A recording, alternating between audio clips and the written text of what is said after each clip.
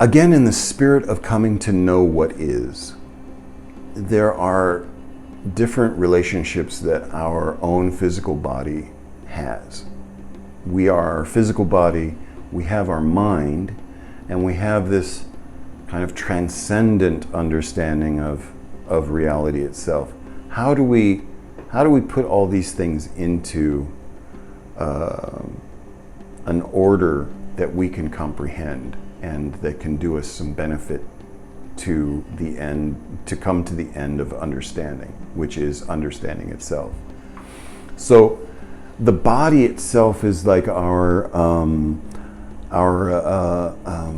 meat suit. You know, it's our mud suit. You know, it's like this is the physical body that we've been put into to work in this world of dynamic interplay of opposites. Then there is a higher aspect of who we are, which is our intelligent thought, you know, and we think, therefore we are, kind of that approach. We are aware of our own existence, so we now grapple with understanding what that existence is. So this is the intellect and the more subtle aspects of who we are. Then the spirit itself of the soul, the eternal, ever-living portion of this finite experience is floating within us. This understanding somehow that we are immortal, that once we were created, we will never be uncreated until we absorb back into creation itself.